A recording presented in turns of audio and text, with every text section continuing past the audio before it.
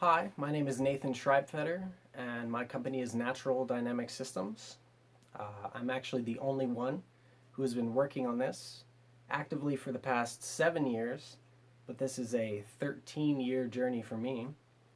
Fortunately, though, I have been able to meet and discuss my machine's mechanics and planned implementation with some experts along the way, people including a recently retired Disney Imagineer back in 2012, um, the chief of aerospace simulation R&D at NASA Ames, um, a test pilot who is also an engineer who has flown probably every aircraft you can think of, um, an engineering professor, and a government contracted engineer. Now, these individuals confirmed a few things for me: that this kind of technology uh, was not being used anywhere and it did not exist to their knowledge. The mechanics would work and have the desired outcome, and that this would be a superior technology. This all gave me the confidence that my patent application would be accepted, and it was back in 2013.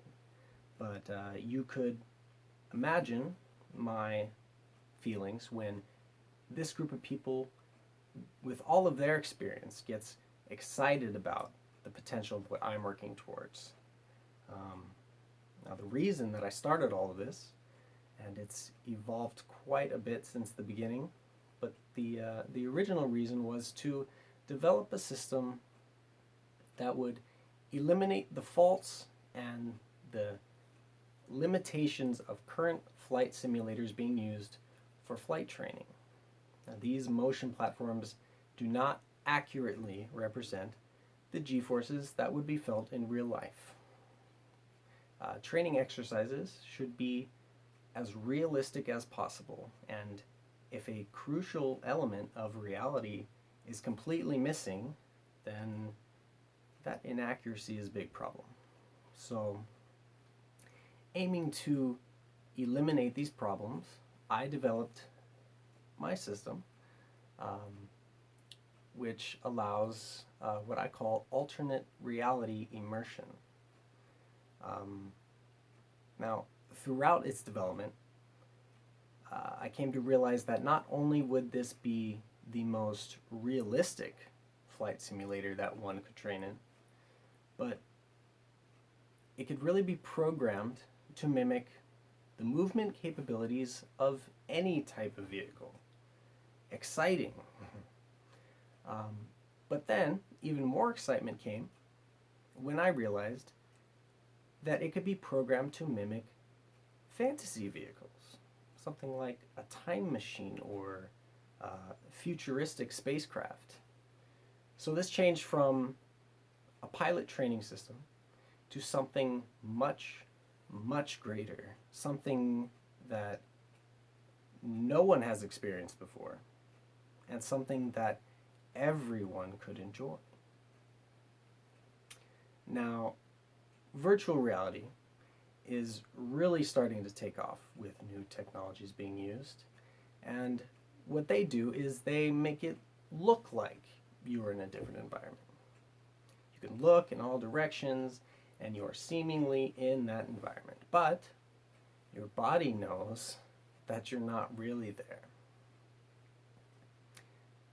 There are many more sensations that you need to have before you really perceive that what you are experiencing is reality. And that's where my system comes in. And that's what my machine offers: the ability to control what a passenger's five senses are experiencing. And that is where the term alternate reality comes in. So, this is like 5 steps beyond what you could experience with the latest virtual reality headset. And it's really the closest thing to what's been called a ship of the imagination. Because my system can accurately simulate any vehicle known or imagined, the possibilities of journeys to go on becomes endless. First-hand experience has a much greater effect on a person than watching something on TV, watching it in a movie theater, or by reading about it in a book. My passengers will be right in the middle of it all, gaining real perspective of the environments and the situations that storytellers want you to experience. So, in areas like amusement parks, travel, video games, movies, training, and exploration, things can get very interesting with this next generation technology. I thank you for your time, and I hope to share the rest of the exciting details with everyone soon.